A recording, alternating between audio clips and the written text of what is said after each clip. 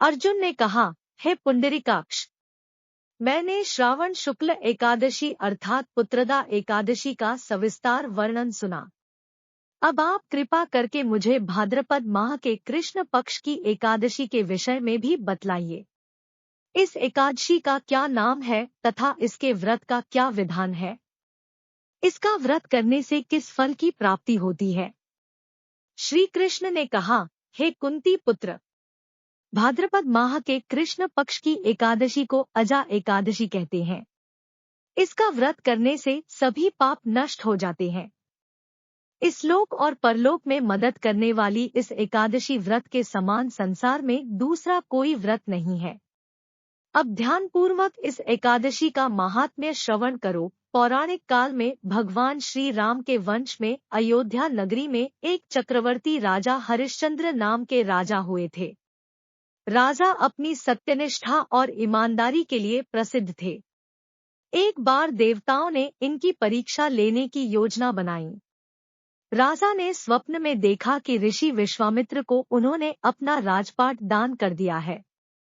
सुबह विश्वामित्र वास्तव में उनके द्वार पर आकर कहने लगे, तुमने स्वप्न में मुझे अपना राज्य दान कर दिया। राजा ने सत्यनिष्ठ व्रत का पालन करते हुए संपूर्ण राज्य विश्वामित्र को सौंप दिया।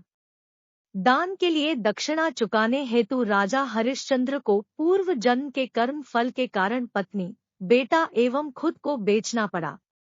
हरिश्चंद्र को एक चांडाल ने खरीद लिया जो श्मशान भूमि में लोगों के दाह संस्कार का काम करवाता था। वह राजा चांडाल का सेवक बन गया और सत्य को धारण करते हुए मृतकों के वस्त्र धारण करता रहा, परंतु वह किसी भी प्रकार सत्य से विचलित नहीं हुआ।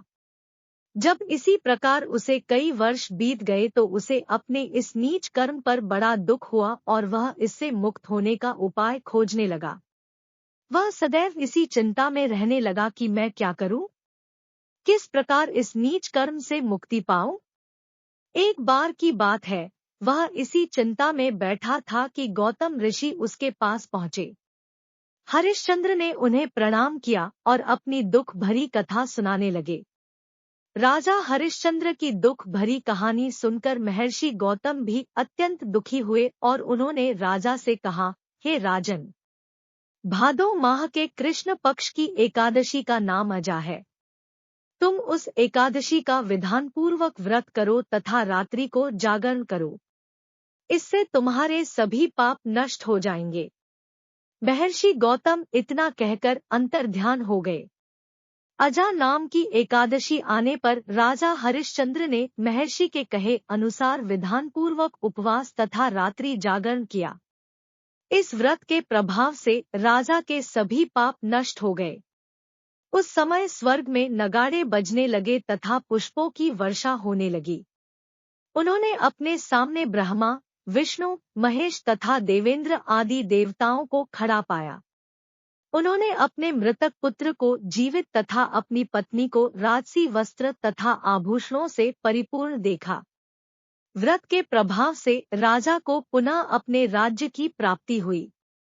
वास्तव में एक ऋषि ने राजा की परीक्षा लेने के लिए यह सब कौतुक किया था, परंतु अजा एकादशी के व्रत के प्रभाव से ऋषि द्वारा रची गई सारी माया समाप्त हो गई और अंत समय में हरिश्चंद्र अपने परिवार सहित स्वर्ग लोक को गया।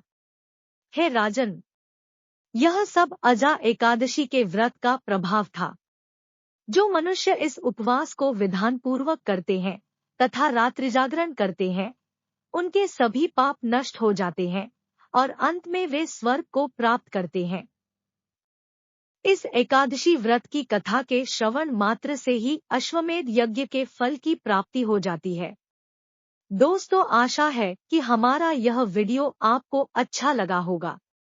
अगर वीडियो अच्छा लगा हो तो वीडियो को लाइक और शेयर कर देना और इसी प्रकार की भक्ति कथाओं के लिए हमारे चैनल को सब्सक्राइब कर लेना। जय श्री राम।